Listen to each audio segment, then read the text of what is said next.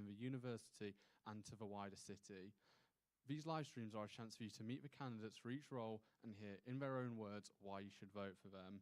Voting opens this Monday, March 6th, and will be open until Thursday the 9th. All University of Manchester students are eligible to vote and can do so through the Students' Union website or app. Today's first candidate question time is for the role of Union Affairs Officer. Their job is to represent students in meetings with university management, including outgoing Vice-Chancellor Nancy Rothwell, promoting student rights and ensuring the union complies with charity law. All candidates will answer questions submitted by the student body. Each candidate will have 1 minute to introduce themselves, stating their name and pronouns and explaining why they are seeking election for this role. If they exceed the time limit, then I will cut off any candidate who continues speaking. Following this, we will hold 2 rounds for open debate. Any candidate is free to talk, but for no longer than 30 seconds at a time. You can challenge each other's points on any question put forward in this round. Each question will last 5 minutes. After then, we will move on to the next. So, without further ado, let's meet our candidates. So, we have Sarah Bahadur, Farah Khan, Jo Rivera, Evan Robinson, Muhammad Ali, Kushal Agawo, Jack Wrigley, and Hannah Mortimer. So,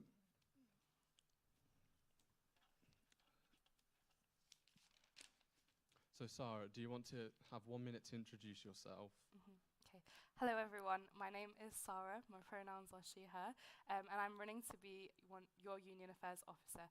Now, in my manifesto, I've stated my points and reasonings for running, and I think a large part of that is due to the current situation that we find ourselves in terms of wider society. So in terms of the cost of living crisis, I believe that as students, we have been affected so significantly by that, and that's one of the main issues that I would really like to tackle, as it has affected every single facet of our student experience whilst we've been at university.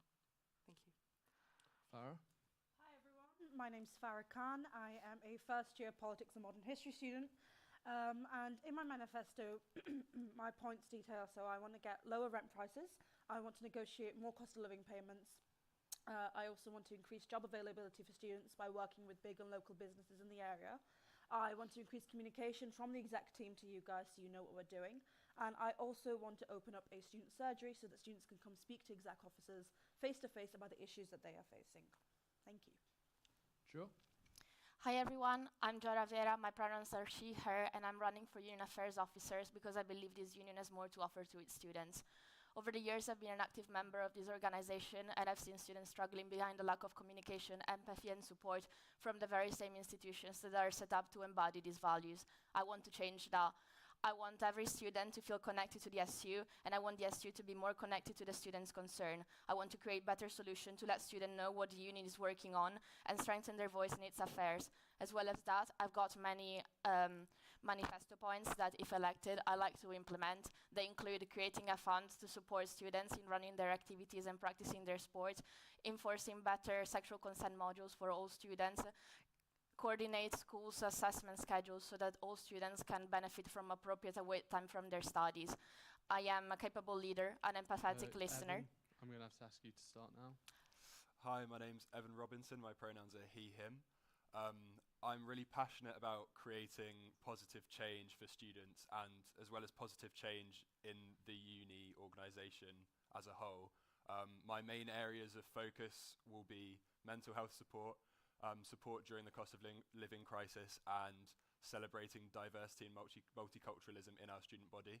And I want to make sure that every single student voice is heard. Mohammed? Hello everyone, my name is Muhammad Ali, just like the great boxer. I might not be surely not be as strong as him mentally or physically, but I have the same fighting spirit.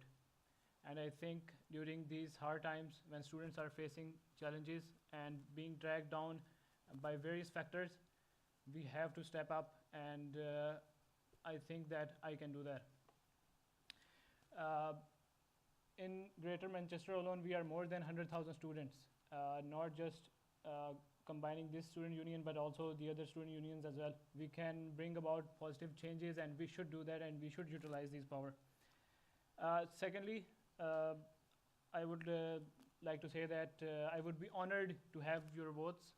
But Mohammed, I'm going to have to stop you there. Kushal. okay, thank you very much. Hello everyone, my name is Khashal and I'm currently doing a master's in marketing.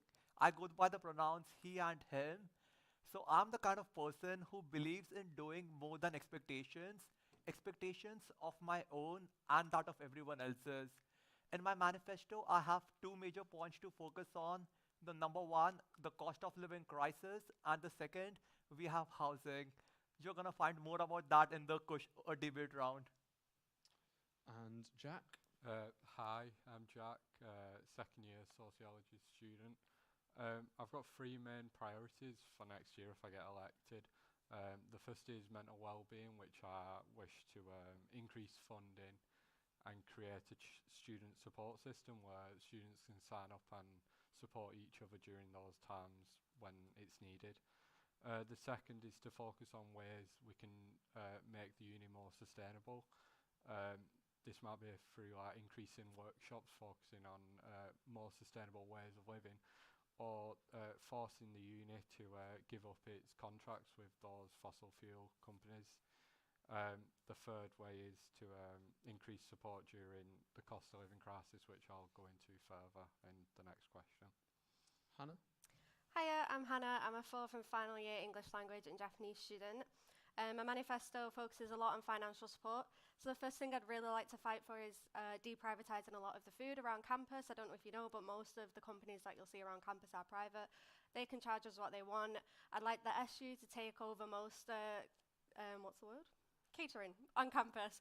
But I don't want to stop there. I'd like to see that around Fallowfield as well. If we could collaborate with pubs to get like a lot of affordable student regular events for food and drink, that'd be great as well. And to get SU endorsed food in the Fallowfield campus also, I think that would be absolutely amazing.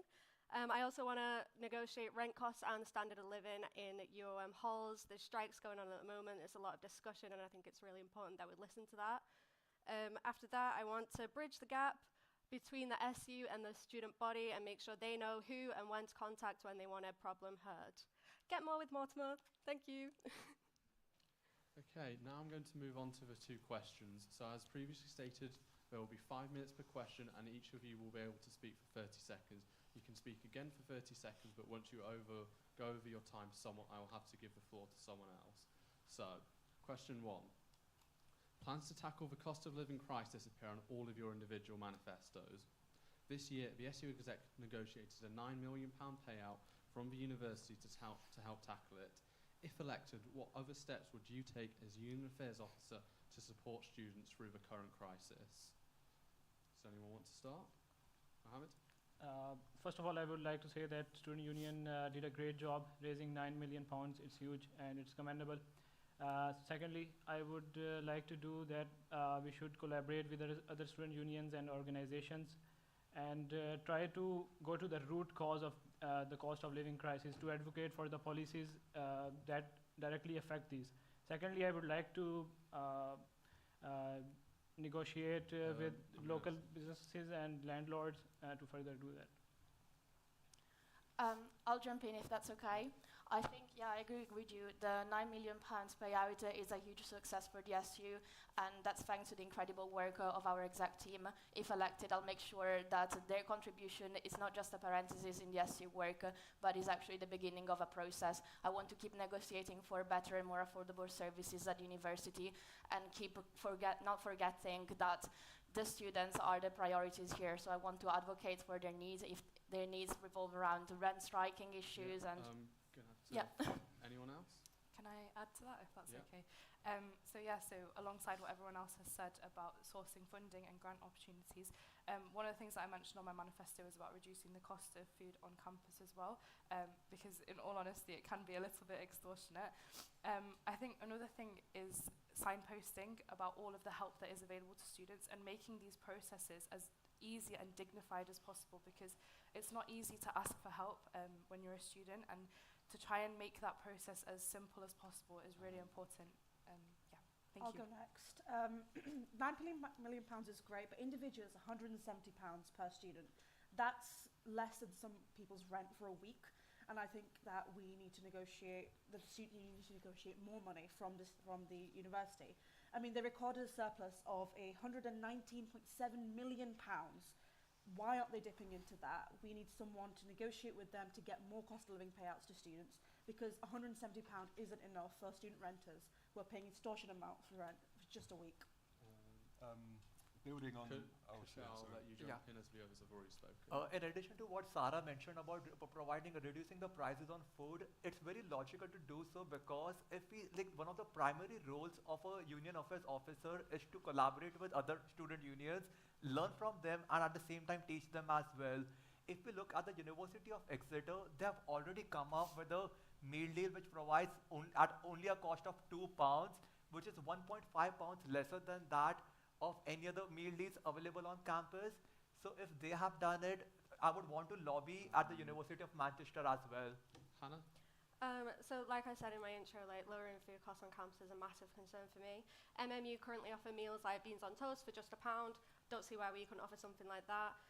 Also, I would like to take it further, not just on campus in Fallowfield, like I said, but if we could get in contact with local grocers and have like events where they put discounts on for students, that'd be amazing. It's an incentive for them to get more business for students, and it's an incentive for students to get more affordable food. Yeah, thanks. Evan? Building on what Farah said earlier, I think the £170 was definitely a step in the right direction, but it's not enough. I personally have been on a single-parent household bursary for the entirety of my studies, and I would like to see the parameters widened for that, so it's available to more people. And I would also like to see the introduction of a crisis bursary in situations where students are really struggling and are in dire need of financial assistance. I think I agree with Farah and Evan with what they're saying. The sort of like 9 million was a great start, but the £170 just before Christmas isn't enough to sort of last the whole of the year. And I think with the amount of money that the uni has in the sort of like banks and everything hidden away, it's around like £9 billion. So to not dip into that to help the students, I think it's like quite a disgrace. Well, I would like to add that I agree with everyone. They have great ideas, and we should focus more on permanent solutions rather than a one-off payment or something, because 175, 200, 250, 300, that's not enough for the whole year. We have to move towards more permanent solutions, and in order to do that, we have to move our focus away from just raising one-off money for students. That won't be enough. And I'm going to have to stop you, as that is the end of our 5 minutes. So, next question. As Union Affairs Officer, your job is to be in constant communication with university management, representing students' voices and holding senior leaders to account. What makes you best suited to the role, and how will you ensure you're representing students' needs? Can I start? Is that Yeah. okay? Okay. So I think what sets me apart is the experience that I have. I've been at university for 4 years now, but also for the last 5 years I've been involved in student activism, both grassroots organisations and national organisations. Right now at university, like, I've been on the committee of the Islamic Society, the Friends of Palestine Society, and I'm the president of a medical society. But also, as well as that, I've been engaged with the medical school's sort of senior leadership team for the last couple of years, as we've worked on a guide with them. And okay, that's fine. Thank you. Yeah, I'll jump in. Like Sarah, I've been in leadership positions and I've done a lot of experiences within the university for the past 3 years. I've also been in the position of not being heard by university. I'm an international student, and I've had to juggle between jobs and put aside my interests and passions to be able to afford increasingly high tuition fees and cost of rent. Aside of that, I did a lot of work in partnership with and for the SU, and I know it can do way more to support its students. Yep. Who wants? I'll go. I was vice president of my college's SU, and when a few weeks after my term started, the multi-faith room was closed. So I negotiated for weeks on end, back and forth, with the principal, senior leadership, to get the room back opened. I showed strength and dedication to this cause, and I believe that tenacity and that stubbornness to not back down and say, no, we want our multi-faith room back, I think that makes me best suited to this role. And to get that payment that we need, I believe that I have the skills necessary to get that from the university. I do agree with the points which have been made. It all boils down to the practical experience what you hold. In my past, I have led a team of 200 members, an organization, and then after that, I have led a team again in the entrepreneurship cell. What I believe what's most important in this position is, in order to represent students' voice, you need to first be an active listener, encourage them to speak, have extremely well communication skills so that you can articulate that to the university officials with absolute courage. To stop you, Evan. I'm going to build on exactly what Kushal was saying about active listening, because I think that is one of my key skills. And I think that would translate really well into the position of Union Affairs Officer, because it would allow me to incorporate all of the student body's different viewpoints and perspectives into my speech to high up union officials.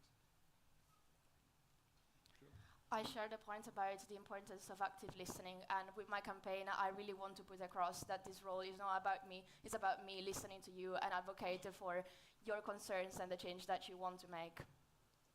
I would like to add to it that, as everyone said, that we have to be active listeners, because it's not about us, it's about all of the students, all of the student community, and we have to serve them and serve them well. In order to do that, we have to be active listeners, and that would be the key for a good executive member, I think. Hannah? I think it's really important for students to look at the cabinet and feel that they are represented. I'm a disabled student, I'm also biracial and South Asian. Obviously, I don't represent the majority of students, but I'd hope that people who see themselves will feel that they'll get authentic and very empathetic responses, and therefore feel more comfortable coming forward with their issues. I think it's easy to kind of say like, oh, I will do this, this, and this, but when you've like firsthand experienced a lot of the issues that students do go through, like you'll have more of a reason to fight for that. Jack, would you like to jump in? I think like in this role, although like listening to the students is a key role, I think sort of being a bit of like, say, a bastard towards the higher ups and the chancellors and that at the unit is like needed to sort of make change. Anyone else? I just want to quickly add to what Jack was just saying. I think, yeah, asking the difficult questions is really important, because we need to push people like Nancy Rothwell to give us proper solutions to student issues. I would like to say that I've heard all of you, I've read all of your manifestos. All of us here are very competitive and have great ideas. But for me personally, I think that the person fit for this role would be that is going to be, want to go those extra miles for you. And that would be the key for a good executive member. Hannah? I'd just like to add, obviously we're all facing a really massive cost of living crisis. It's obviously been the topic of this discussion. But as someone who has never had a loan that's covered my rent, I really understand firsthand what it's like going over your overdraft and being like, oh, and it's so embarrassing. If you do have people to ask for support, how do you get that support without feeling like, oh, they're going to blame me for not having my money? I really understand students' issues, I feel, and I feel that puts me in a really good position to empathetically push for those fights. Anyone else? I think ultimately what it comes down to, just to sort of summarise what everyone has said, is that the role of these officers is that we are here to serve you guys as students. We're not doing it as an ego boost, we're not doing it for clout or anything like that. You are a representative for the entire student body, and you need to ensure that people feel that they can come and speak to you, but you advocate for them to the university. That's what we are ultimately here for. So yeah, I guess that's ultimately why we're doing what we are. Okay. So that's all the time we have today. Thank you to all our Union Affairs candidates for participating, and I wish them all the best of luck in their campaigns. Once again, voting is open from the 6th to the 9th of March. This is your opportunity to decide the future of campus life here in Manchester, so make sure you vote for the change you want to see. Stay tuned for the City and Community Hustings, which will begin in 10 minutes. I've been your host, Joe McFadden. Until next time.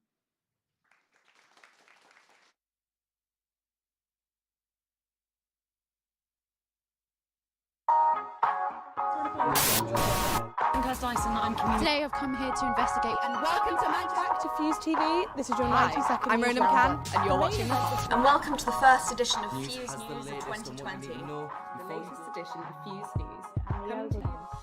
I'm here at Manchester University with the latest. Welcome to the first episode of our brand new And Fuse News came down to speak to some of the strike players. Pleased to be here to. So the Students' Union invite. Who are happy to job share. So we're building a London of roadwise. Hello. Hello, what's your name?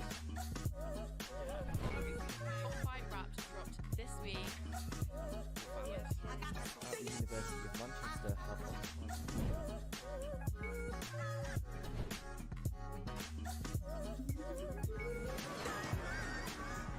Fuse TV! Fuse TV! The best YouTube channel in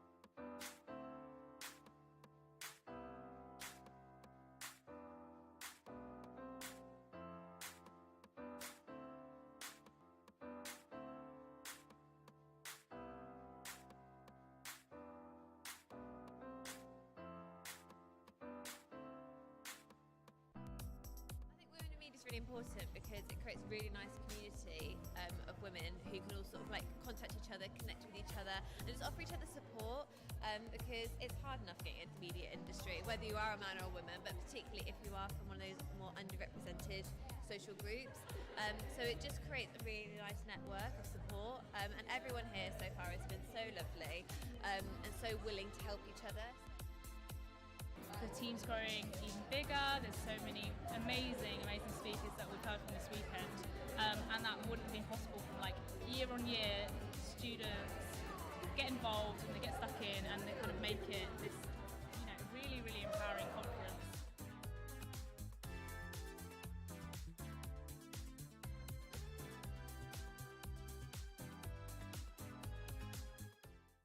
I'm here at Manchester University with the latest issue of the Mancunian newspaper, which has a Manchester-themed crossword in it. And I'm going to test today the knowledge of Manchester University students to see how well they know the city that they live in.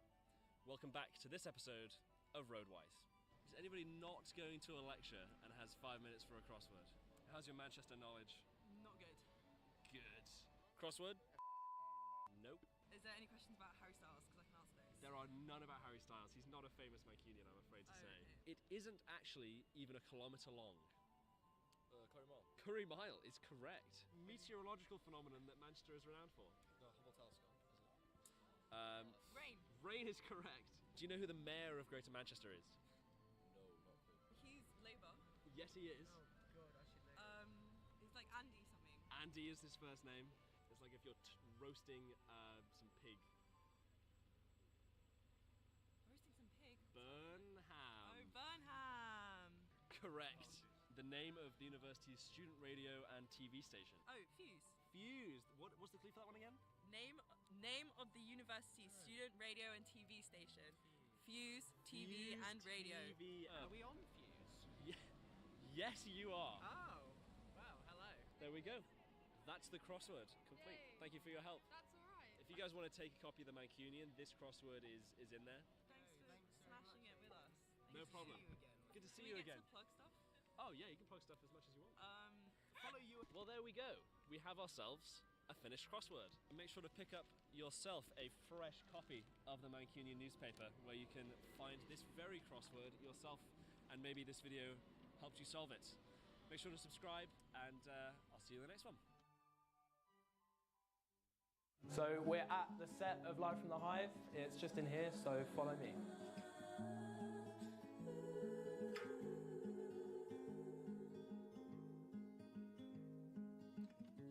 He smiled and asked me politely, would you care for a dance with me tonight, please? Look at them with disgust, disconnect from your lifestyle.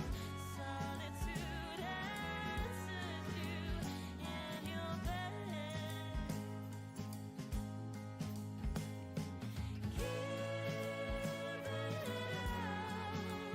Don't pretend like you're lucky in love. No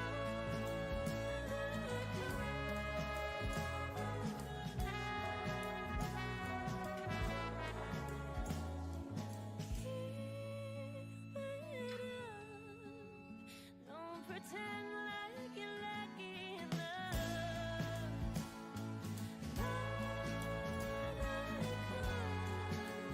Of protecting the pride that you lost, that you lost.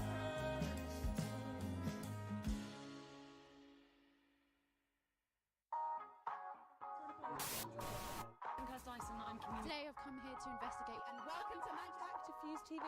This is your Hi, 90-second I'm news LeadMCR, roundup. and you're watching The Hustings. And welcome to the first edition of Fuse Fuse has the News of latest on what you 2020. need to know The before latest edition of Fuse News. I'm here at Manchester University with the latest. Welcome to the first episode of our brand new And Fuse News came down to speak to some of the strike players. Pleased to be here to. So the students union advice. Who are happy to job share. So we're building a London. Roadwise. Hello. Hello, what's your name? Top 5 raps dropped this week. At the University of Manchester have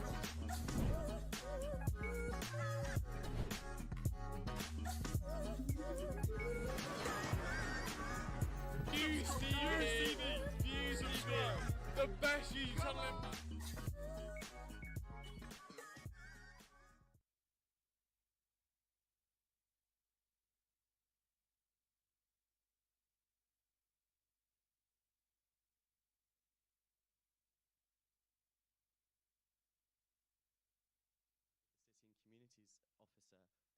help students engage with their community and the entire city at large. They will be meeting with councillors and the Mayor of Manchester, pushing for change to make the city in accordance with student concerns. We have 3 candidates today who are here to answer the questions put forth by the student body. We will start with a round of introductions where I will request every candidate to say their name, pronouns, and why they wish to stand for this position with 1 minute each. If you go over this time, I will ask you to stop. Following this, we will hold 2 open round debates. Any candidate is free to talk, but you're only allowed to talk for 30 seconds at a time. You can talk more than once, but only for 30 seconds. You can counter each other's point of view in any question put forward in that round. All these candidates today are seeking your vote. The voting opens at 11 a.m. on Monday, 6th of March, and all students at the University of Manchester can vote for the candidate that they wish to drive the university life in the future. You can vote through the Student Union website or the app. I'm just going to start by introducing the names of the candidates. Right next to me, we have Tanzneem Safarao, then we have Ben Hobbs, and then we have Alex Dean. I just want to start with a little introduction, just a minute long, please. Hi everyone, my name is Tasneem and I'm running for a 2nd term as a city and community officer. It's been a great first half of a term, and I think I've kind of realized that there is so much more to be done in this role, and the opportunities that it provides us with as student representatives is truly amazing. We've heard a lot about, £9 million from the university for cost of living crisis tackling, and obviously it's amazing and it's more than any what other higher education institution has done, but that's just kind of the plaster on, or the band-aid for the deeper rooted issues, which is why I want to run again to kind of try and tackle the longer term roots of the problem and try and think more strategically on the bigger side of things. So yeah, hopefully you'll hear more about that in the conversation later. Okay, to move on. Hi, I'm Ben. I want to be your next city and community officer. I've lived in Manchester my whole life. I was born in a maternity ward about 7 miles northeast of here. I came to the University of Manchester because I didn't want to leave the city I love. I'm now a 2nd year undergraduate. I'm the school representative for AMBS, which means I already work with senior management every single day. I have 3 themes of policies: cost of living, the student experience, and cooperation. My policies are all available on my Instagram, but I'll run through a few. I want to go further with reduced rent. £170, the Student Union did a great job, but I think we can go further. I want to make financial support more accessible. I want to work with Transport for Greater Manchester further on student pricing for transport. I'd like to introduce sexual health screening at the Student Union, and I'd like to strengthen our relationships with the Mayor, GMCA, TFGM, the City Council, local MPs and community groups. Thank you. Thank you. Can we move on, please? Hi, I'm Alex, and I'm running because, like many other students in Manchester, I've really been struggling with the cost of living crisis. It's likely that if not elected, I will have to take a year out at home just to work and be able to financially support myself in 3rd year, which I think in itself really highlights that there are some serious issues which really need addressing from the university. This is why I'd be focusing on fighting for lowering rent and increased investment into essential appliances like heating systems. I also really want to focus on student involvement within the community. I don't think enough is currently being done to promote things like volunteering, and I think that could be done by making an improved SU app, making it sort of more centralised, easily accessible, where all of the officers could post relevant information to do with their role. Thank you. The rent strike occupation has quickly gone from a local issue into an issue so big it's been raised in Parliament.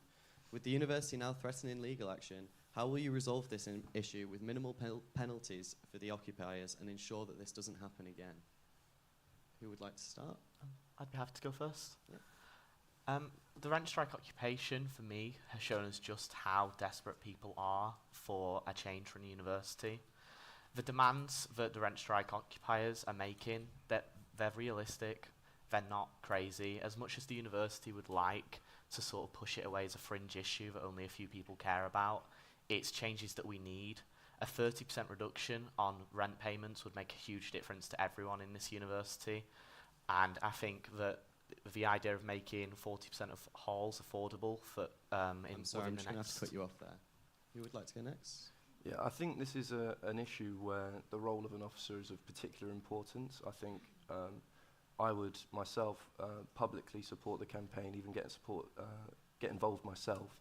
And I think that when having personal meetings with the university, it's very important to be completely open and transparent with the wider student body and publicly let everyone know exactly what's being said in those meetings, as I think that would really put pressure on the university to not ignore the issue. Tasneem? I think what both of you said is really on point. One thing that's really important, having been speaking to the student occupiers and the rent strikers in general, is that the importance of direct action in the student activism movement, because I think that's what kind of, you know, obviously it brought attention, and I think our role as exec officers is that, you know, we have to take those arguments further in those committee rooms that we get to sit on. Would anyone like to build on anyone's point? I'd like to come back on that.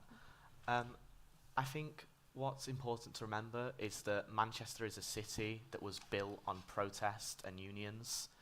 And I think that the student union needs to embrace going further on these things. The university currently has 1,560,360,000 in unrestricted reserves. It would be a drop in the ocean for the university to dig into that and meet the demands of the rent occupiers. And I think what the SU can play in that is going to the university, sitting down and acting as a mediator, getting them to listen. I think with regard to the legal action that has been threatened, that is just clearly an intimidation tactic being used by the university. Legal action's never worked before, so I'm sure that the occupiers will be staying there until their concerns are taken seriously and the university actually try and solve the problem which they've created for themselves. Would anyone like to build any further on this? Or shall we if it's okay, if I can go ahead.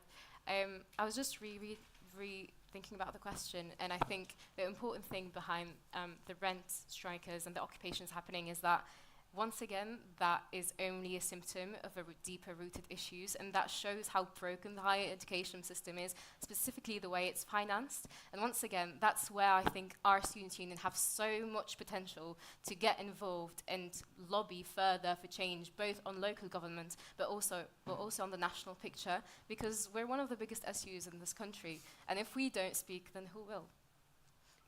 Has anyone else got any issues they'd like to raise?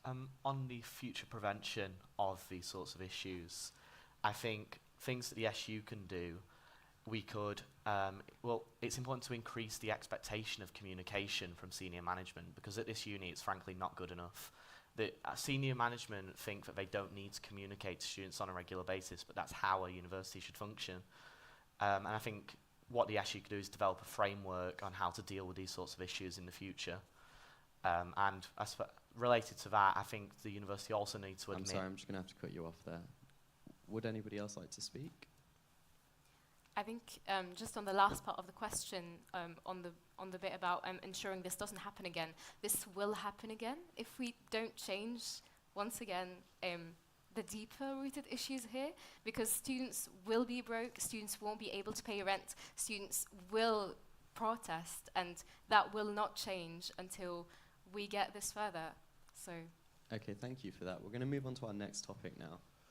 Last September, Andy Burnham told Manchester Media Group that he was open to the idea of introducing a £1.50 cap on all student bus fares. How are you going to keep this pressure on the mayor to introduce more affordable student bus fares? Who would like to start?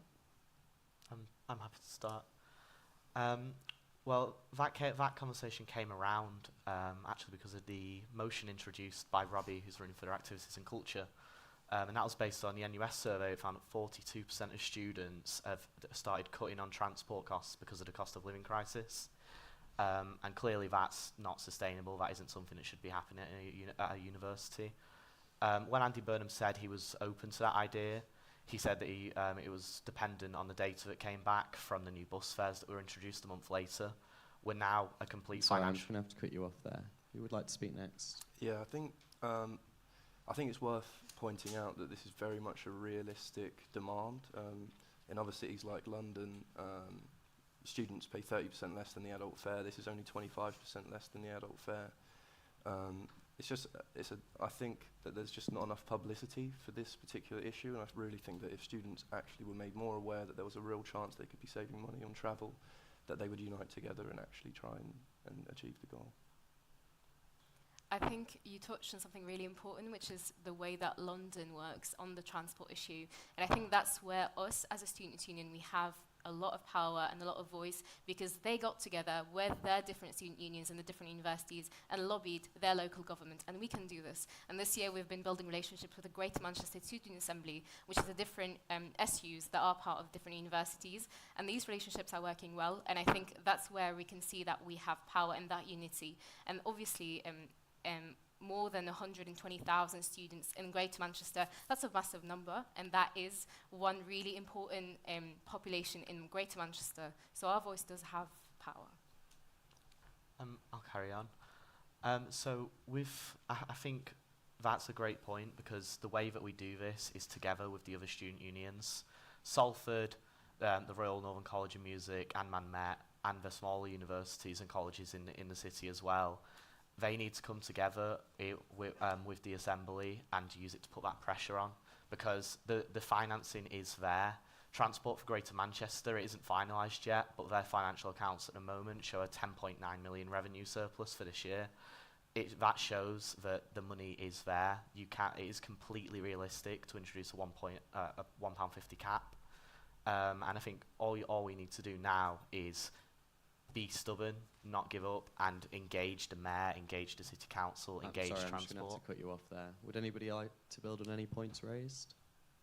Just briefly, I think it's just, we also need to engage the students. As I said, I just really feel like this is an issue that a lot of students don't even know, that there could even be a reduction in travel costs, and I think it's important that the officers build a stronger relationship with the students to alert them to these kinds of issues. I think this also goes into, touches into one of my manifesto points, which is about embedding students into the wider city strategy, because Manchester is a massive city, and whether we like it or not, students are a massive part of that. So I think rather than trying to get ourselves into, solving individual issues that on their own won't be solved as much work as we will do, we need to think about it more strategically and think about the bigger picture stuff and count students from the very beginning of how we think about the city of Manchester. Would anyone else like to make another point? Okay, well, those were the two topics for debate that we had today. Thank you once again. You can vote for the candidate that you think is best. Voting starts on the 6th of March at 11 a.m. and will close on the 9th of March at 3 p.m. This is your opportunity to decide the future of campus here in Manchester, so make sure you vote. Stay tuned. The next round of hustings will start again in around 10 minutes.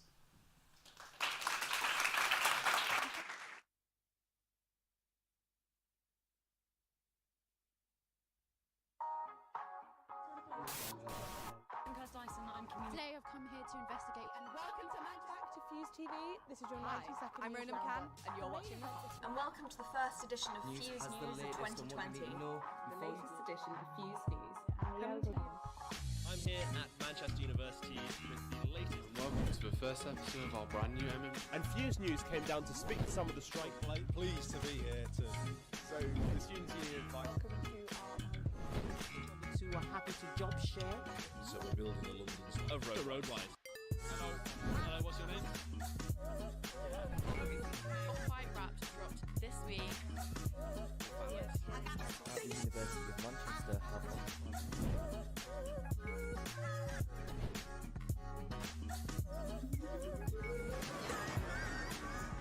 Fuse TV!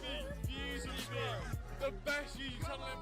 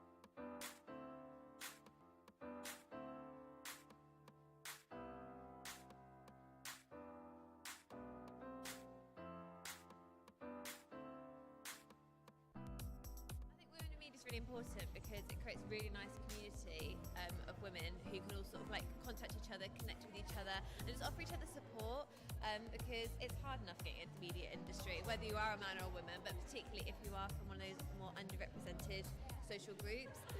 So it just creates a really nice network of support, and everyone here so far has been so lovely and so willing to help each other.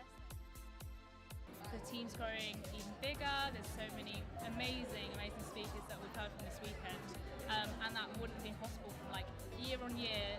Students get involved and they get stuck in, and they kind of make it this, really, really empowering conference.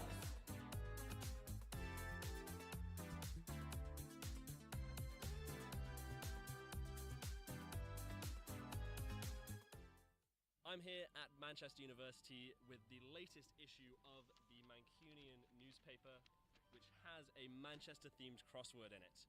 And I'm going to test today the knowledge of Manchester University students to see how well they know the city that they live in. Welcome back to this episode of Roadwise. Is anybody not going to a lecture and has 5 minutes for a crossword? How's your Manchester knowledge? Not good. Good. Crossword? Nope. Is there any questions about Harry Styles? Because I can answer this. There are none about Harry Styles. He's not a famous Mancunian, I'm afraid to say. Okay. It isn't actually even a kilometre long. Curry Mile. Curry Mile is correct. Meteorological phenomenon that Manchester is renowned for. No, Hubble telescope, is it?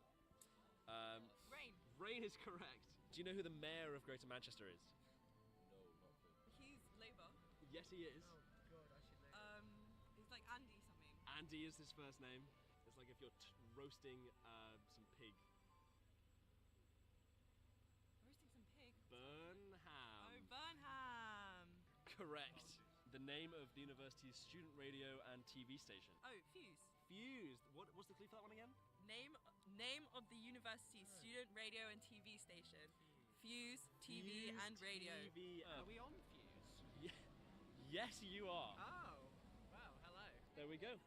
That's the crossword complete. Yay. Thank you for your help. That's alright. If you guys want to take a copy of the Mancunian, this crossword is in there. Thanks for smashing it with us. No problem. Good to see you again. Can we get to plug stuff? Oh yeah, you can plug stuff as much as you want. Follow you. Well, there we go. We have ourselves a finished crossword. Make sure to pick up yourself a fresh copy of the Mancunian newspaper, where you can find this very crossword yourself, and maybe this video. Also, we've extended it to 40 for everybody. Make sure to subscribe, and I'll see you in the next one. So we're at the set of Live from the Hive. It's just in here, so follow me.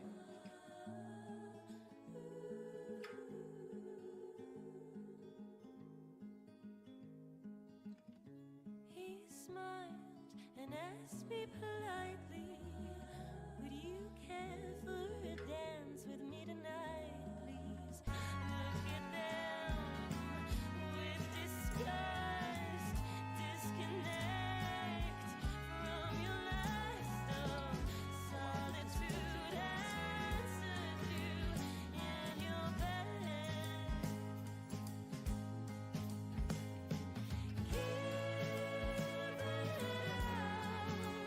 Don't pretend like you're lucky in love. No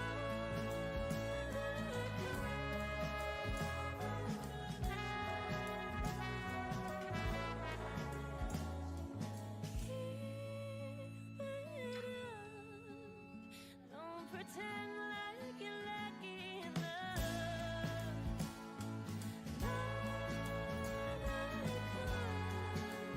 Of protecting the pride that you lost,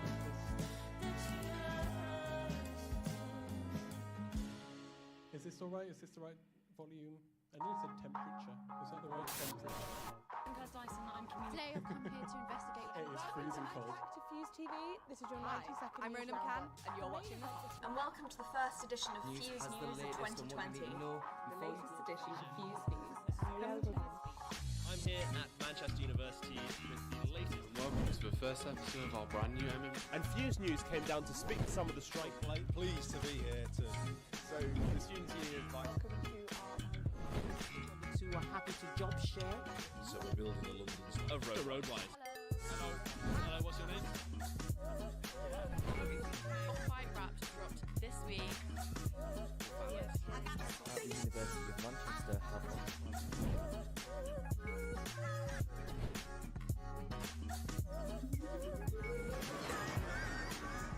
Fuse TV! Fuse TV! The best YouTube channel in...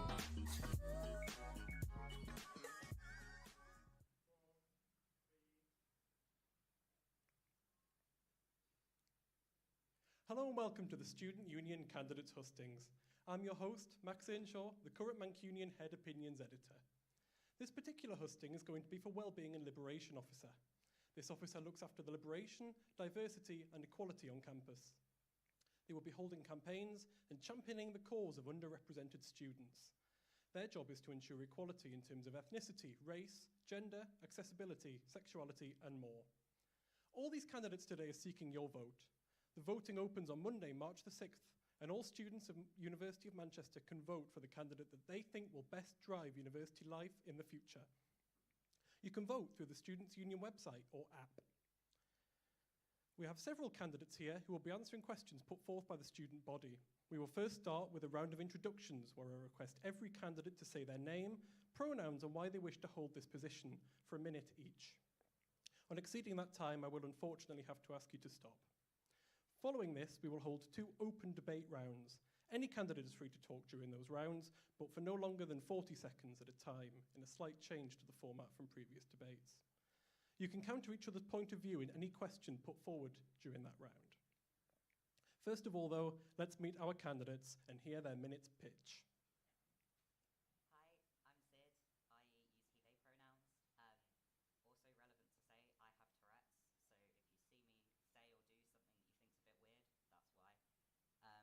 Psychology student. I'm involved with the Feminist Collective, the Disabled Student Society, the LGBTQ Society, anything you can imagine really.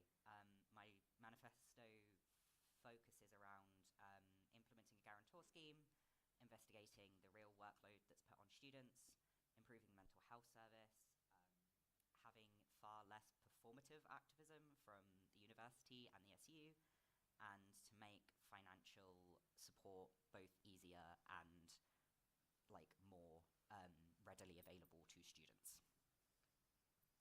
Thank you. And the next candidate, please. Hi, I'm Aisha Akram. My pronouns are she, her, and the stuff that I want to look into as the candidate for Wellbeing and Liberations Officer is better tailored mental health support for sexual assault survivors, as this is an issue that is very close to home. I'd love for there to be prevention and also support, after support as well.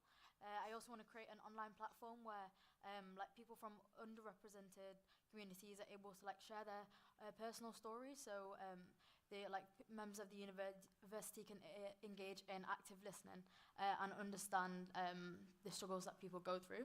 And I also want to increase support for international students, because I feel like they're so overlooked and they have high tuition fees, and I feel like better mental health support for them would be amazing.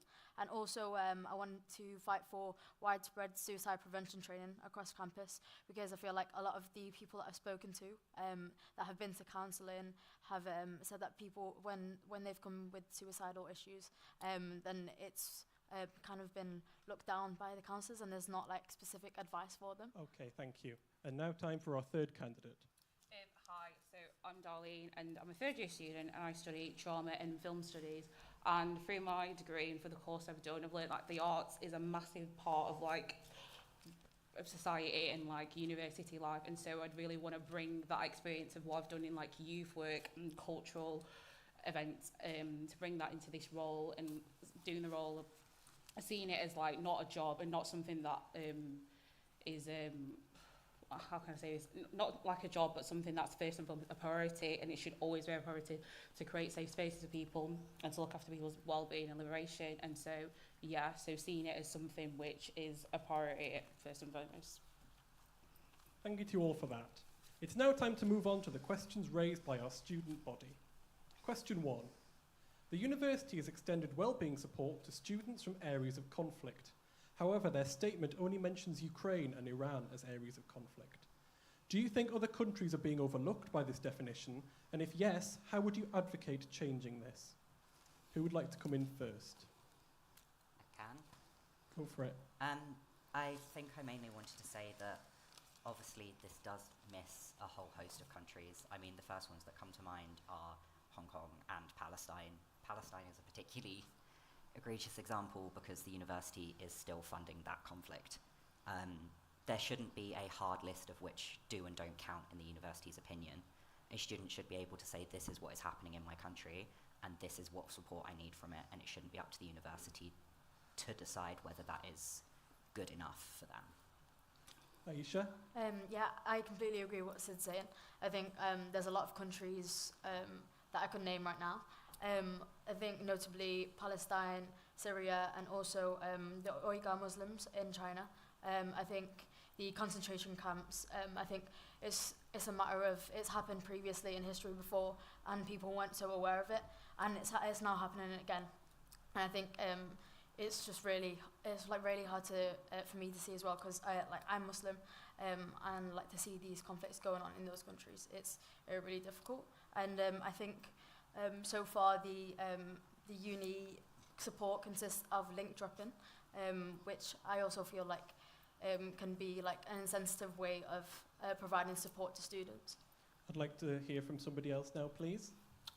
Yeah, so following what's been said, it shouldn't just be like two main like countries where and other countries are overlooked. And I feel like someone from a black background and black heritage, and there's loads of stuff with African nations that doesn't get talked about and doesn't get discussed. And so I feel like there needs to be more time, less performatism, and like more monthly awareness where we can have looking at other cultures and backgrounds and countries, where bring that to the forefront and keep that as like a routine thing where it is looked at every single culture and stuff that isn't openly discussed. So yeah. Thank you, Darlene. Would anybody else like to respond to any of the comments that have been made thus far? Yeah. Oh, do you want to go first? Okay. I think I want to echo everything that you guys have said. Like the support that is offered from the university is a joke, to put it nicely.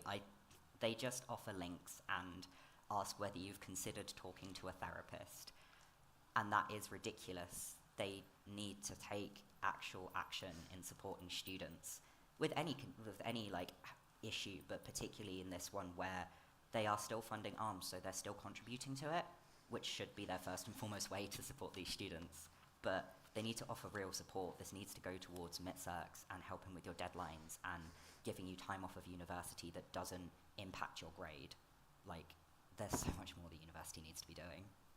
And Aisha? Yeah, I completely agree that everything that Sid said. I think, like as I mentioned before about the link dropping, and as Sid said, there's so much more that can be done. I feel like if somebody comes to you and says, this is what's happening in my country, this is the support that I need, then it should be a given that should be something that the university should be able to do. And one thing that I was proposing is like an online platform where people from those countries can share their stories to allow the university to actually listen to it and not just like assume that they know what's best for the individuals involved, but also actually listen to them and see like what is best, like what wellbeing support is best to offer for you. Thank you. Darlene, would you like to make any further comment? No further comments. Would any of the other candidates like to make any further comment on this question? I feel like when we're talking about conflict, if it's overlooked by the media and it's overlooked by uni, then it makes those students feel like they're alone in their struggles. So if there's more awareness and allowing those students to talk about how they actually feel and how their conflict's making them feel, then it will like enhance peer support. Thank you. Would you like to make any further comments, Sid? Yeah, I basically just want to add that the way that the university is going to support students best in any situation is to listen to us. And that is what they are not currently doing. I've sat in countless boards and working groups about every issue you can think of, well, not every issue you can think of, but a lot of them, and they don't listen because the university don't think that we know how to talk about our problems best. And that's going to be the easiest way to solve most problems. They need to talk to the students that are affected by these struggles and listen to our solutions. Thank you. It's time to move on to the second question offered by the student body. Question 2 is that there is no mandatory sexual consent module for students despite pledges from the current university and current officers. Do you support a mandatory university-wide consent module being implemented? And if so, how will you ensure it is implemented under your tenure? Who would like to start on this? Aisha? Go first. As a sexual assault survivor, I know how important it is to educate people on consent. And as a campaigner, I've spent the week with a whiteboard going around uni, and one of my questions was how can we tackle sexual harassment and assault within university. And I know that there's a lot of people out there that care, and the variety of suggestions was really refreshing to see. But also, there's something that I saw, there's a compulsory health and safety module within uni, but there's not a compulsory sexual health module, which is something that, at the end of the day, sexual safety and protection from sexual harassment and assault is safety as well. Thank you for that. Would anyone like to make another comment? Sid? Yeah. So I've sat through some of the training that the men's sports societies offer their teams. And again, whilst I appreciate their trying, it is ridiculous. Some of the stuff that they have to tell these men is absolute bare minimum, and it doesn't encompass so much of what we as femme people face on campus and on this campus. But I also want to emphasize that I don't think it should just be students that have to have this mandatory training. Staff are also equally as able to commit these crimes, and they are even more able to perpetuate a culture that accepts them, because they are who deal with our disclosures. And the amount of times that I firsthand or my friends have disclosed sexual violence and harassment to staff and been met with responses that just completely negate any training and awareness that the SU and the university try to do is ridiculous. So it shouldn't just be students. Yes, students need to sit through this training, but so do staff. Thank you. Darlene, would you like to make a comment? Yeah, I agree and hear everything which has just been said. And I think I agree having a mandatory course is just a starting point. I don't think it's a means to an end. I think it's about opening up that conversation. I think with a lot of sexual education, it's still very much taboo and not spoken about. So having that as a starting point to have wider change, I think is very important, and using that. And then, yeah, but first and foremost, bringing people's experiences first and foremost at hand, and not relying on something which is not as informed. And yeah, so having at the centre the people who experience that first. Aisha? Yeah, something that I was thinking about in regards to the mandatory sexual health module is if we collaborate with the advice and response manager who deals with reports of sexual violence and harassment, and we should hold the senior leadership team accountable for the lack of action with pursuing through the pledge that they made initially. And we also need to highlight that UOM had the 8th highest number of reports of sexual harassment according to Everyone's Invited, and so it's an incredibly important thing to address. Sid? Yeah, based on what both of you have said now, talking to the people affected is the only way that we're going to ensure that this training is effective, because we've sat through so many trainings as minorities that are about us and are just completely irrelevant to the lived experience we have. And no offence to the university and staff, but they often create these training modules that students don't care about. And the only way that you're going to actually ensure this module is effective is to talk to the people involved. And that means all of the people involved. And as a student that has done hours and hours of unpaid labour for the university, you need to pay the students that you're expecting to participate in this module's creation, because the university have those funds. They're just unwilling to give them. They need to speak to the Butterfly Project, and they need to speak to Resist Rape Culture, they need to speak to Feminist Collective, and they need to create, I've forgotten the word, but a reason why students would want to have an input in the creation of this module, and that needs to be financial. Thank you. Darlene, would you like to make a comment? I think the other thing to add, using the word mandatory, I think, yeah, so not having it as mandatory, it becomes optional, and so sexual consent should never be an option. So I think that is an issue in itself. So yeah, I think that's one thing to add, yeah. Okay, we've not got any more time for any more contributions, I'm afraid, on that topic, but thank you for such an honest and thought-provoking debate. That's all the time that we have for today's debate. Once again, you can vote for the best candidate from the 6th to the 9th of March. This is your opportunity to decide the future of campus life here in Manchester, so make sure that you use your vote. Stay tuned, as the next round of hustings will start again in 10 minutes. I've been your host, Max Earnshaw. Good evening.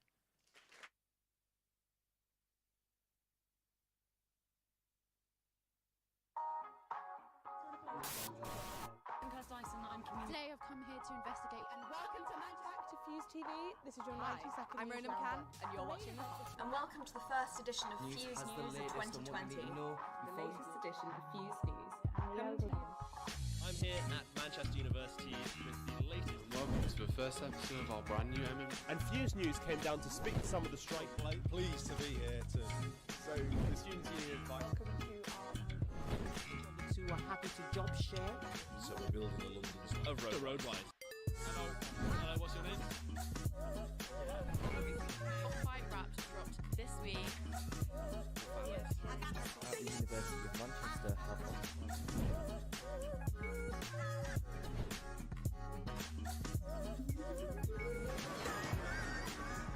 Fuse TV, the best YouTube channel in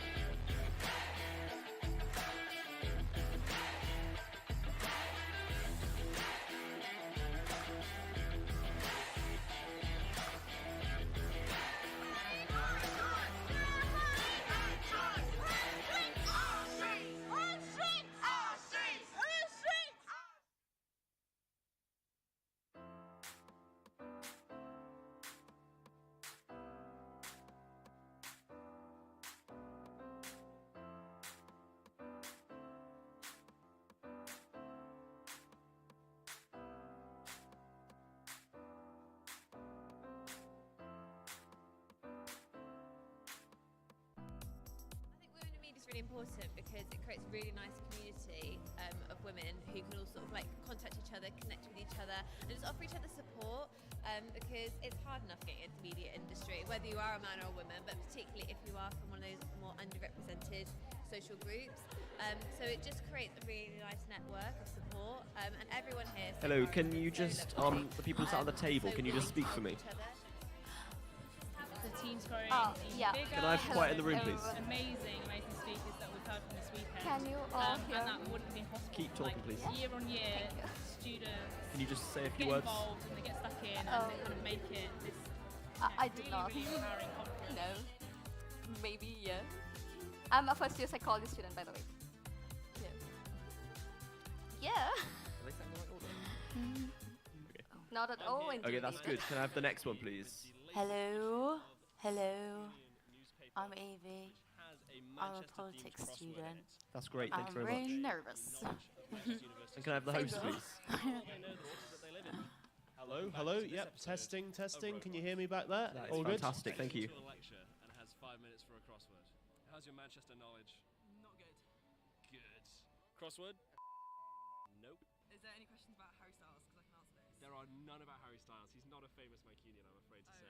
It isn't actually even a kilometre long. Curry Mile. Curry Mile is correct. Meteorological phenomenon that Manchester is renowned for. The Hubble telescope, is it? Rain. Rain is correct. Do you know who the mayor of Greater Manchester is? No, not clue. He's Labour. Yes, he is. Oh God, I should know. He's like Andy something. Andy is his first name. It's like if you're roasting some pig. Roasting some pig. Burnham. Oh, Burnham. Correct. The name of the university's student radio and TV station. Oh, Fuse. Fuse. What's the clue for that one again? Name of the university's student radio and TV station. Fuse, TV and radio. TV. Are we on Fuse? Yes, you are. Oh, wow, hello. There we go. That's the crossword complete. Yay. Thank you for your help. That's all right. If you guys want to take a copy of the Mancunian, this crossword is in there. Thanks for smashing it with us. No problem. Good to see you again. To plug stuff? Oh yeah, you can plug stuff as much as you want. Follow you. Well, there we go. We have ourselves a finished crossword. Make sure to pick up yourself a fresh copy of the Mancunian newspaper where you can find this very crossword yourself, and maybe this video helped you solve it. Make sure to subscribe, and I'll see you in the next one. So we're at the set of Live from the Hive. It's just in here, so follow me.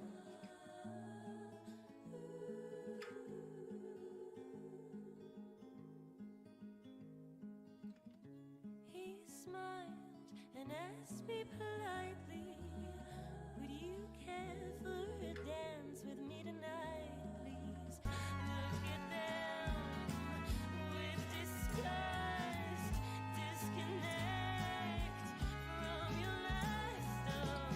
Solitude answers you in your bed.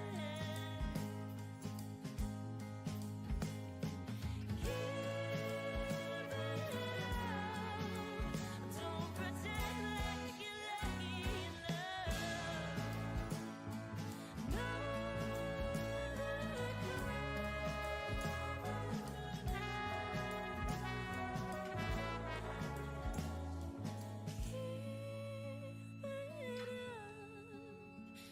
Don't pretend like you're lucky enough.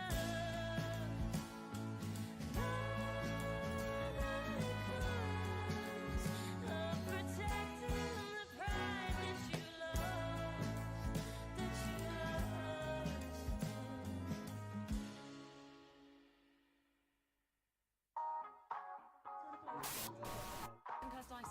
Today I've come here to investigate and welcome to Back to Fuse TV. This is your Hi, 90-second I'm news Ronan roundup. Can, and you're watching The Hot. And welcome to the first edition of Fuse News of 2020. The latest edition of Fuse News. I'm here at Manchester University with the latest. Welcome to the first episode of our brand new And Fuse News came down to speak to some of the strike late. Pleased to be here to. So the students union invite. Who are happy to job share. So we're building a London Of Roadwise. Hello, what's your name? Top 5 raps dropped this week. At the University of Manchester have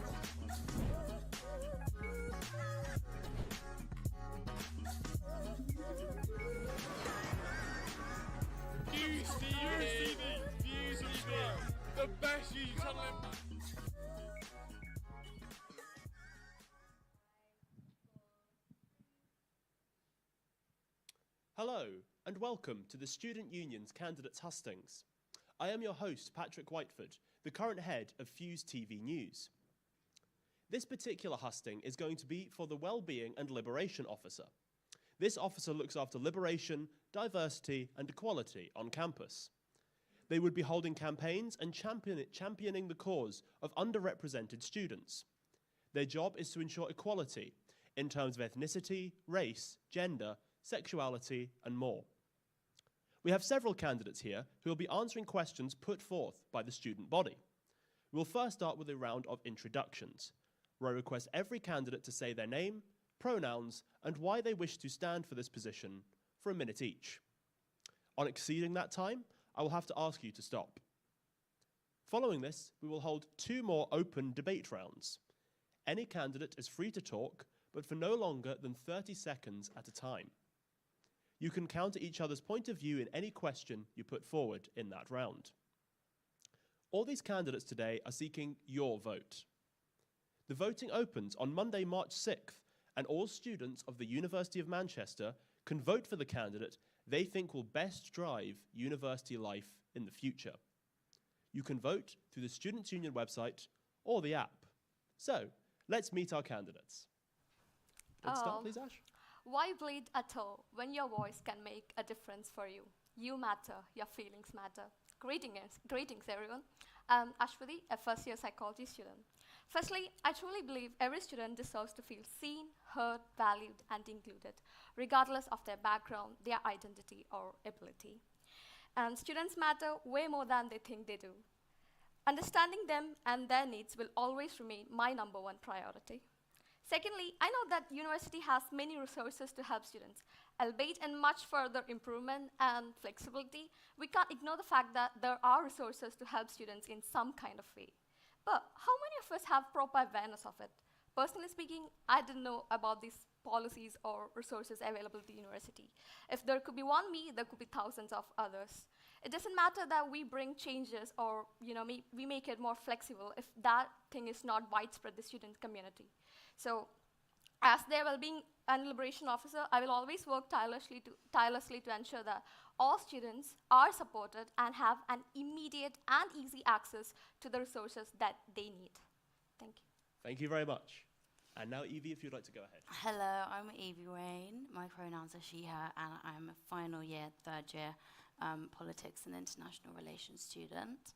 And my manifesto basically surrounds 3 main points. So boosting and individualizing mental health support, boosting cost of living measures, and ensuring that syllabus and campus produce a safe and inclusive experience for everybody. My reasons for standing basically surround my first year experience. So in 2020, like many other people, I came to halls under the impression that we were going to get hybrid learning, and also excited to immerse myself in societies and in the city. Instead, we were locked into our accommodation within the first few weeks. We had a student suicide, and their response was to fence us in. And it was just very substandard accommodation, substandard support.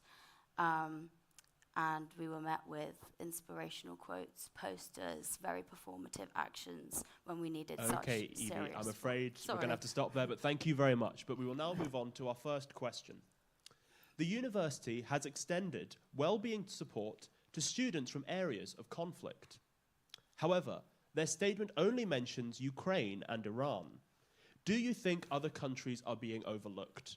If yes, how would you advocate changing this? Would either of you like to go first? I don't mind going first. Okay, go ahead then. I think, absolutely, other countries are being overlooked. To me, their statement is completely performative. And it's it represents how the uni sort of is picking and choosing different trending crises to appease public opinion, rather than show a genuine desire to implement, fund, research, universalise welfare when it has more than necessary resources to do so. Thank you very much. Now, Ash, would you like to go ahead with it?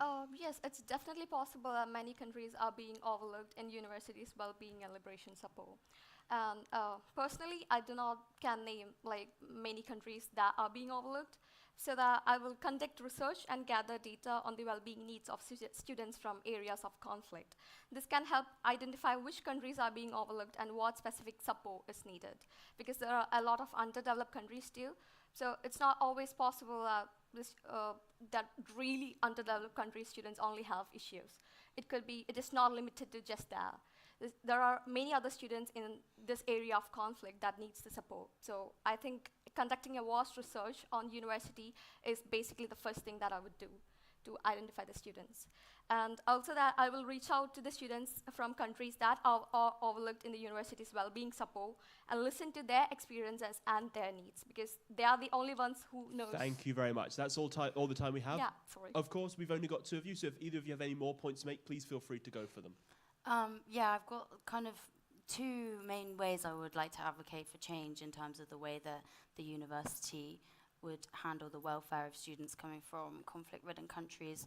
Also, not just conflict-ridden countries, but authoritarian regimes, places where there's widespread persecutions of, especially looking at intersectionality, so LGBT people, for example, and so recently, we can't forget the other places where conflicts going on, for example, Afghanistan. So recently, women have been banned from going to university. Why not put them on the Global Futures Scholarship Program, identifying new places, and then speaking to student voices who have got that lived experience, so societies including refugee and asylum seekers, Conversation Club, Amnesty International, and also the Humanitarian Crisis Response Department. I mean, we've got academic expertise and student lived experience that can collaborate to create a more kind of accurate and inclusive welfare. Thank you very much. Ash, would you like to make any more Yeah, statements or respond? Yes, of course. I feel like the universities, or as the ESSEC team, also needs to host events and workshops so that this awareness is widespread and the students from all the communities can take part in it, and so that the campus can be more inclusive and supportive to the students in need. Thank you very much. Thank you. Do either of you have any more points to make on this matter? Yeah, I just wanted to say, I think that for the uni to even make statements seeming to care for students coming from conflict-ridden countries seems like another false promise, when the university's, one of its core values is humanity, and that should not discriminate against where people come from and decide whether people are eligible for welfare or not. And I think the university represents to so many a place of refuge and opportunity, and that should not be another false promise. Thank you very much. We'll have to move on to the second question now, so we'll jump onto that. There is no mandatory sexual consent module for students, despite pledges from the university and current officers. Do you support a mandatory university-wide consent module being implemented? And if so, how will you ensure it is implemented under your tenure? Would either of you like to go first? Can I go first? Yeah, okay. No means no. I'm not sure means no. I am tired means no. Not enough means no. Anything other than yes means no. And it is unfortunate and really pathetic, I'm sorry to say that, but really pathetic that many don't know this. So promoting consent, addressing rape culture, promoting awareness around them, and encouraging reporting is key factors to build a safe, respectful, and supportive campus culture. And so, of course, I think sexual consent module is very, very important to be, compulsory and mandatory. Thank you very much. Evie, would you like to make a point on this?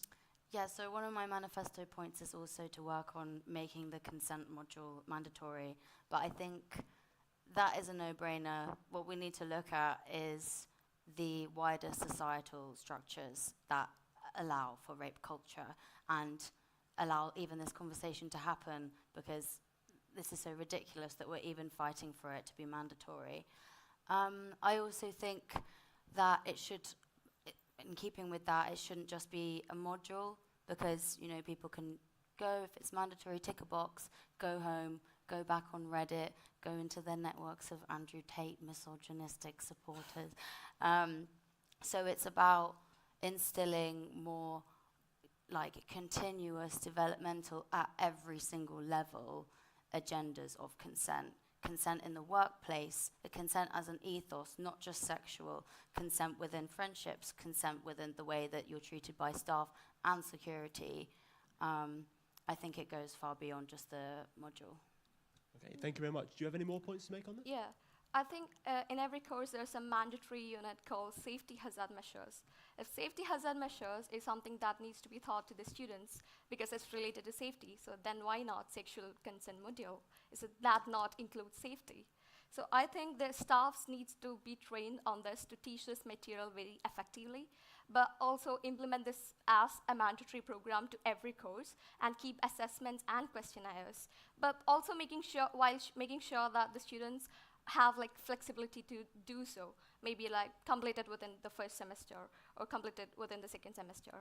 And also have like, I don't know how much it is possible to implement this idea, but I have this idea that there are like more than 300 societies in University of Manchester. I feel like when each student signs up for this, signs up for a society, there needs to be mandatory sexual consent, awareness of rape culture, encouraging report, workshops, panel discussions, seminars, so that when each student signs up, they are like automatically entered to these workshops and they need to attend these obligatory events. So that's another way to promote this awareness. Fantastic. Thank you very much. Okay, thank you very much for your time. We will now move on to the end. Thank you. That's all we've got time for today. Once again, you can cast your vote for the best candidate, according to you, from the 6th to 9th of March. This is your opportunity to decide the future of campus life here in Manchester, so make sure that you vote. Stay tuned as the next round of hustings will begin in 10 minutes. I've been Patrick Whiteford. Thank you very much.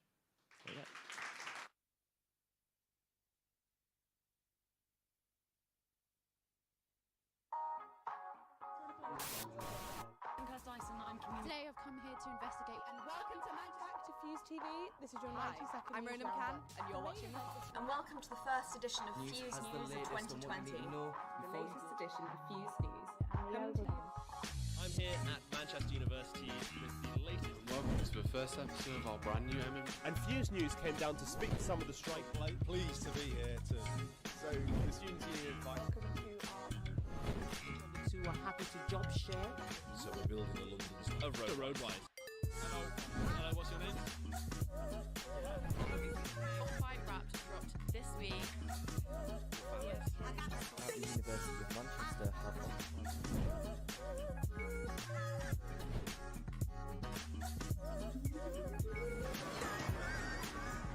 Fuse TV, the best YouTube channel in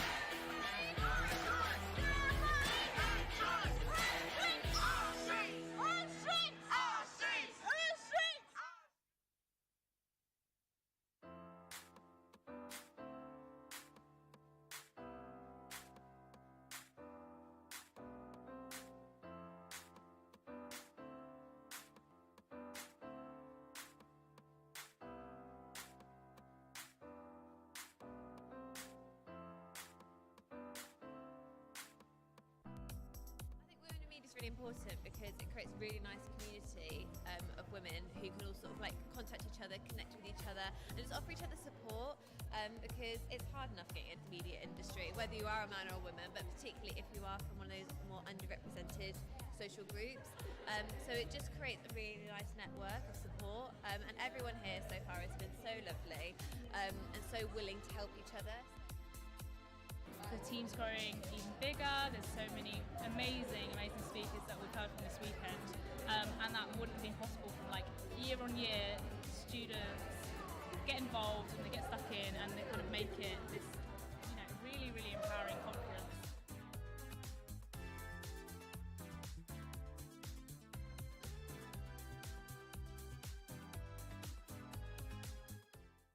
I'm here at Manchester University with the latest issue of the Mancunian newspaper, which has a Manchester-themed crossword in it.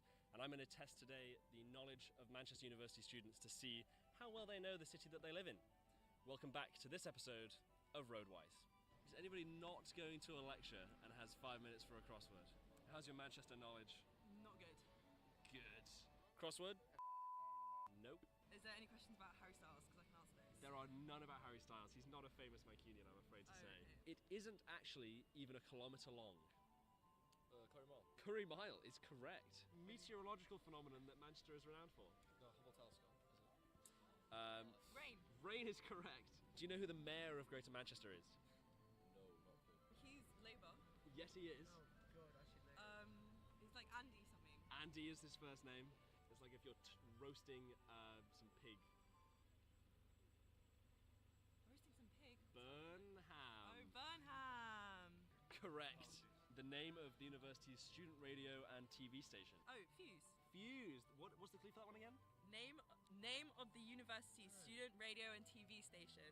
Fuse TV and radio. TV. Are we on Fuse? Yeah. Yes, you are. Oh, wow, hello. There we go. That's the crossword complete. Yay. Thank you for your help. That's alright. If you guys want to take a copy of the Mancunian, this crossword is in there. Thanks for smashing it with us. No problem. Good to see you again. Can we get to plug stuff? Oh yeah, you can plug stuff as much as you want. Follow you. Well, there we go. We have ourselves a finished crossword. Make sure to pick up yourself a fresh copy of the Mancunian newspaper where you can find this very crossword yourself, and maybe this video helped you solve it. Make sure to subscribe, and I'll see you in the next one. So we're at the set of Live from the Hive. It's just in here, so follow me.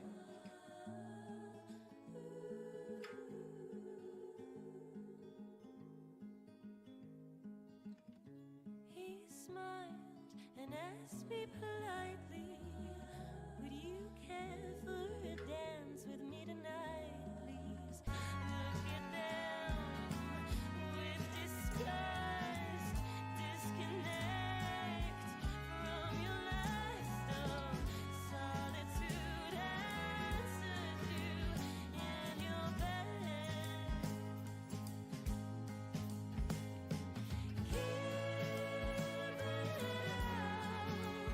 Don't pretend like you're lucky in love. No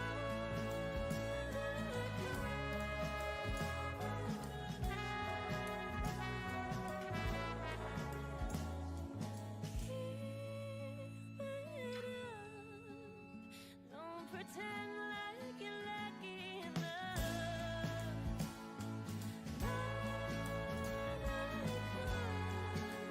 Of protecting the pride that you lost, that you lost.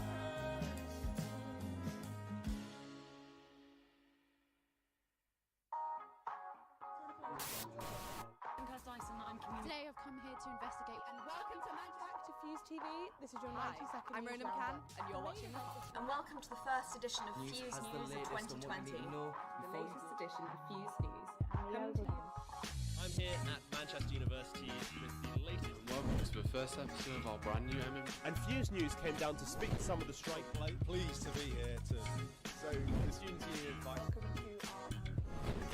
Who are happy to job share. So we're building a London Of Roadwise. Hello. Hello, what's your name? Top 5 raps dropped this week. At the University University of Manchester have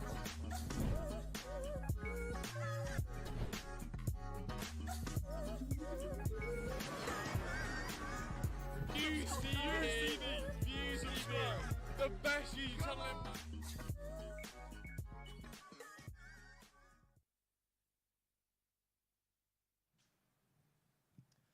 Hello and welcome to the Students' Union Candidates Hustings. I am one of your hosts for this husting. I'm Tom Grant, the MMG Senior Producer. And I'm Johan Saul, Head of News for Fuse FM. This particular husting is going to be for the Activities and Culture Officer. This officer works with student groups to improve the student experience at the university. They represent and look after the affairs of all SU societies, as well as organising fundraising events and representing international students. We have several candidates here who will be answering questions put forth by the student body. We will first start with a round of introductions, where I request every candidate to say their name, pronouns, and why they wish to stand for this position for a minute each. On exceeding that time, I will have to ask you to stop. Following this, we will hold 2 open debate rounds. Any candidate is free to talk, but for no longer than 30 seconds at a time. You can counter each other's point of view in any question put forward in that round. All these candidates today are seeking your vote. The voting opens on Monday, March the 6th, and all students of the University of Manchester can vote for the candidate they think will best drive university life in the future. You can vote through the Students' Union website or the app. But first, let's meet our candidates, and we'll start with Robbie. Hello, my name's Robbie. My pronouns are he, him. I am the current officer for Activities and Culture. I'm running again because I absolutely love it. I think it's the best job in the world. I set up and ran Gigs and Band Society for a year. We ran 20 events for thousands of students. I had a great time doing it, but I also learned that running a society is bloody hard. So I came into the role.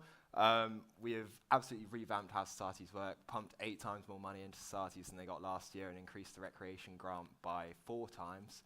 We've also done massive amounts of cost of living work, and it's been a big push to make sure that this gets to all of our students, including our international community. There's still plenty of work to be done for our international students, which I'm looking forward to elaborating on. Outside of this, I love my music, I play guitar, love hip-hop, and went to the Peaks at the weekend. It was quite nice. Lovely to see you all. Hello, everybody.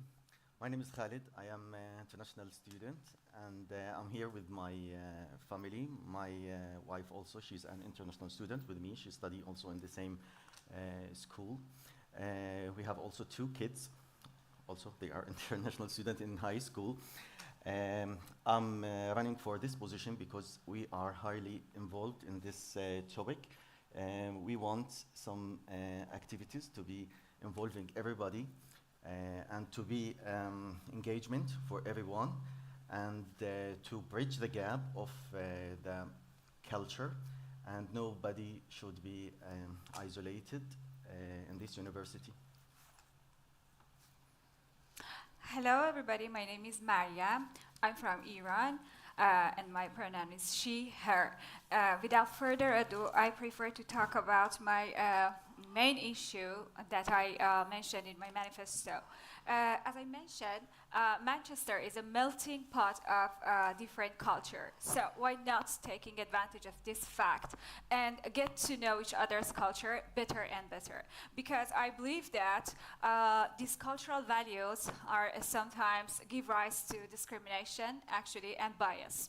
And of course, I want to create a club which is called Cul Club. C stands for culture, A for art, and L for languages. Because I do believe that this is art that will save the world.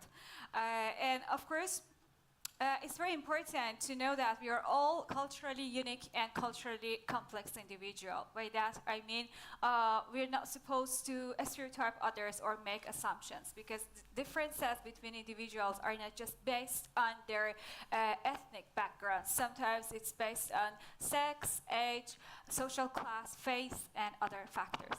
Thank you. And Martha. Hello, I'm Martha, and I'm a 3rd-year drama and English student.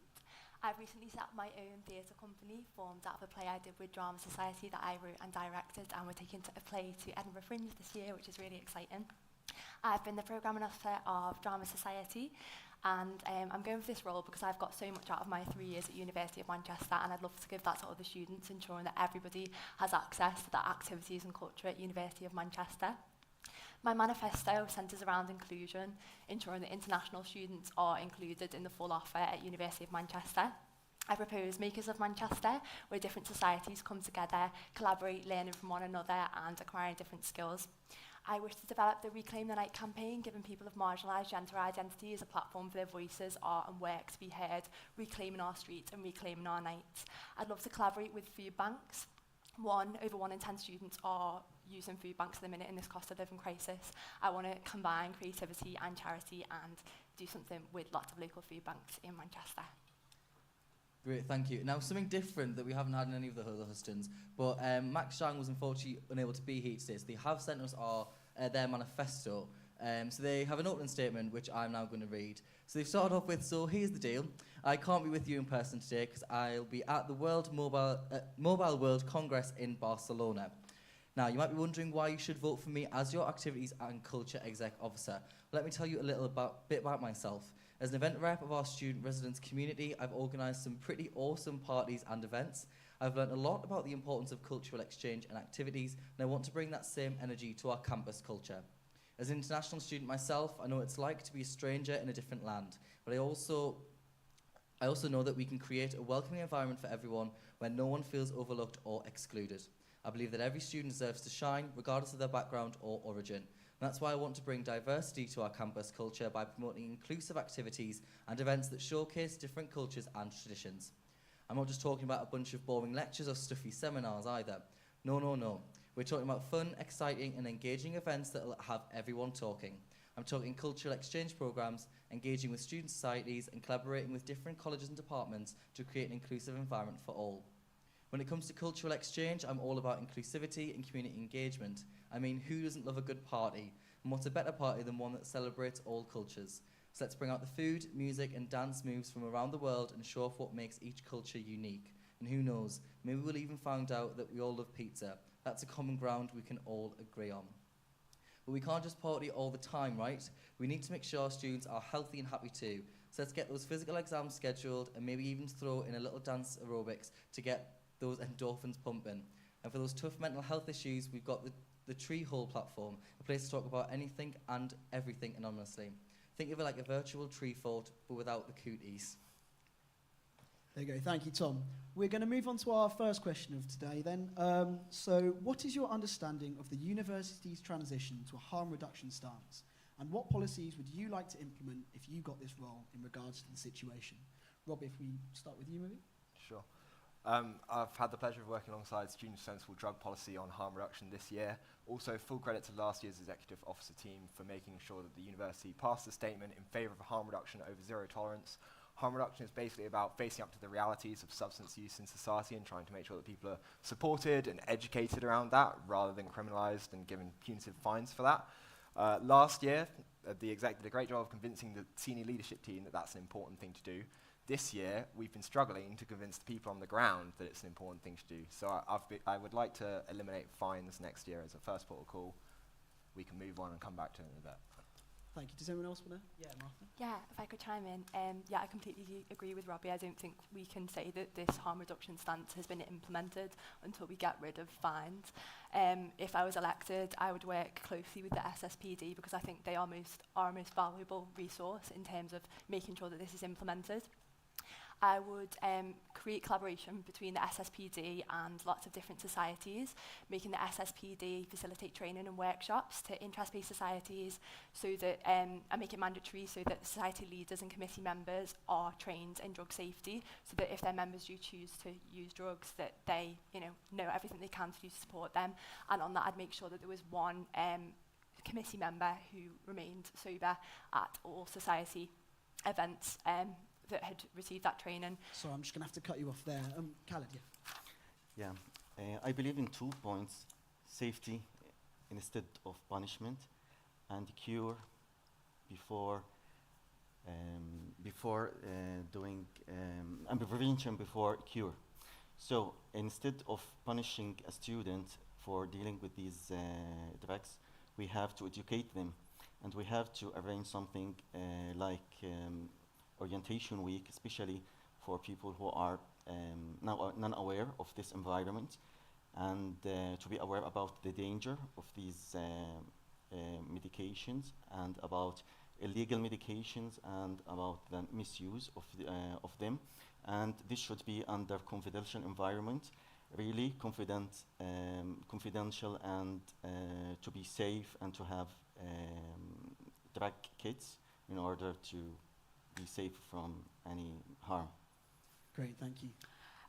Yeah, I agree, but I want to say that surely it's important to be aware of the dangers associated with actually taking recreational drugs and psychoactive substances. But the problem, there is another problem yet, I think, because there is an issue, this is the issue, and there is a solution. The solution is treatment, therapy session, but yet there is another question, and the question is how likely students are to speak up when they're sad or they're unhappy about some situation. I mean, not all the students want or can put their feelings into words. So I'm going to make a bridge between these two gaps. I mean, the issue, the current issue and the current solution, and that would be my call club. Does anyone have any further points they'd like to make? Yeah, Martha? So I think there's wonderful SSPD organisations across the city. A load of universities, Leeds have got a great SSPD, Portsmouth have got a great SSPD, and on the assembly programme that's been talked about tonight about different universities across Manchester coming together, I really think that this is an issue we can work on collaboratively and collectively. Let's learn from one another, see what's working in different universities and see how we can help each other out to support this issue and to make sure that this harm reduction stand is fully implemented without financial implications. Thank you. Anyone got any further points? Yeah, Robbie. Yeah, just to hammer home the importance of harm reduction work, I spoke to some members of frontline staff on campus. A student had overdosed and was being seen to by campus support services, and their friends didn't want to tell support services what that student had taken because they were worried that that would lead to fines and repercussions for that student. So that's the kind of importance of this work that we're dealing with. I think there's a flip side to this. It's not just fines and education and making sure that students aren't getting punitive action. It's also about the relationship between students and campus support and security, which is a massive issue right now. The last 2 weeks have shown that the kind of disconnect between campus support and security and students is just enormous. And until students feel like that those members of staff are on their side, this work is never going to really hit in the way that it needs to. Great, thank you. Yeah. Khaled. I think no student should be treated as a criminal, and he should be treated as a victim. All of us, after the pandemic now, none of us feel well, and most of us suffer some kind of well-being. So maybe some of these students, they use these medication in order just to feel well. So we have to provide them the proper atmosphere and the confidential environment, and to support these counseling services and fund them in order to provide better services. Great, thank you. Right, we're going to move on to our second question. Is it Tom? Yeah, so our second question submitted by the student body was, international students make up roughly 1/3 of students at the University of Manchester. And as Activities and Culture Officer, you'll be representing international students as well. Now, you are only 4 candidates of the 18 that are applying for Activities and Culture. So given this, what have you included or not included in your manifesto to support international students? Yes, Khaled? Actually, I'm deeply included. I'm an international student. I mentioned that. And I'm one of the 18,000 international students in the University of Manchester. Actually, there are lots of topics. They are overlooked, or lots of topics they are nobody aware about in the university. Example, when we came as a family, nobody aware about how family, international family can suffer, starting from renting a house, open a bank account. There is a dilemma between if you want to open bank account, you should have an address. If you want to have an address, you should have a bank account. So it's a vicious circle. And especially if you have kids, you want to start a new school, and there are lots of topics. That's great. Thanks, Charlie. We're going to move on to someone else. Has anyone else got something to say on that? Yeah, Robbie, yeah, of course. Yeah. So, as you know, representing international students this year, I have done a lot of educating myself because I am not an international student. Looking ahead to next year, I really want to tackle the root of the issues of higher education, Now, international students get rinsed for all their worth by universities, and that is a very conscious decision by the government, which tells them on their visas that they cannot get engaged in political activity. Until we overcome these boundaries, international students will never have a proper voice. Now, I'm not going to perpetuate those neo-colonial issues by saying that I'm going to be that saviour, but what I am going to do is try and help build a really strong International Students Association, so that international students have the platform. And then, you know, as part of the role as Officer for Activities and Culture, I can get them in the rooms with the right people and pull some levers here and there. So I'm not going to do it all by myself, because that would be foolish. I want to enable the international students that make up this wonderful body of students to speak for themselves. Yes, Martha? Yeah, so we've got a thriving international society, which actually isn't officially a society at UOM, but I've had the privilege of attending an international society event this week, actually, and from chatting to a number of international students, it's felt by a lot of international students that there's a sense of segregation between international society and interest-based societies. So part of my manifesto was to bridge that gap and to create maximum liaison between interest-based societies and international society, ensuring communications are out there of the full offer of what is on at UOM, so that every student has access, particularly international students, to the full offer. I think a big issue is international society is for all people, and not many British students at all attend that, and I think a lot of international students come to this country to sort of experience that sort of quintessential British culture, and that is not sort of part of international society at the minute. So I think there's more we can do to bridge the gap with that and sort of get more home-based students involved in international society to sort of learn from one another about each other's cultures and work together to have lots of, you know, great experiences within societies. Thanks, Martha. And Mariam? Yeah, actually I have mentioned international student, but not directly. I said melting pot of different culture, which actually serve the same purpose. I am an international student, as I mentioned. I come from Iran, and I'm sure that by now most people have heard about the situation and conflict in my country. So I know well how it feels when people are under pressure, but still need to be hopeful about the future and don't give up. I can help people because I am in this situation right now. And I know how it might feel when you get homesick, you're alone here, you don't have family. I remember exactly the time that it was I would say it was Christmas break. My friends were just with their family. My friends, for example, one of my lovely friends who is here soon, come back to Oslo. I was alone here, and I got homesick. So in that moment, I come up with call club idea to help people to have a home away from home. Thanks, Mariam. Has anyone else got anything to say on that? Yes, Khalid? I think there is a misconception that international society, it's only contain everybody except the British people. We came here to meet new friends from the local country. And I think it's a shame that we will leave somewhere that we don't have a full list, or our phone is full of lots of names from everybody of the world. We should celebrate our diversity. We should teach each other about our different cultures. We should maybe try new types of food, and we see different customs. I think we should fix this thing and bridge the gap of cultures, and maybe we will be the hope of building a new peaceful world. Thank you, Khalid. Has anyone else got anything to add to that? Yes, Mariam. Yeah, I just want to add that we all have cultural values, and these values are neither positive nor negative. They're just different. And it's very important to get to know each other's culture better and better. Thank you. Has anyone else got anything to add? No? Yes, sorry, Robbie. Yes, yeah, that's right. I mentioned last time I spoke about sort of building a base for international students. That forms one of my core manifesto points around helping you change the world around you, allowing students into the power structures of the SU to start changing the world. Another of my main manifesto points is about a city strategy. Now, housing is the primary concern for international students if you look at the International Student Barometer, which you can find on my page.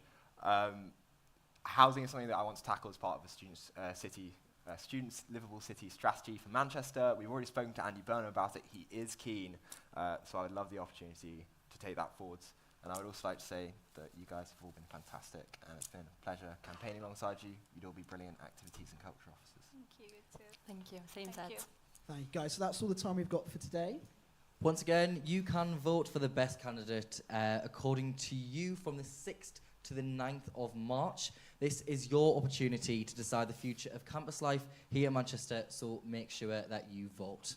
That's the end of today's hustings, so thank you to all the candidates and those who have been watching. Join us again tomorrow morning at 9 a.m. We've been Yoan and Tom. Thank you very much.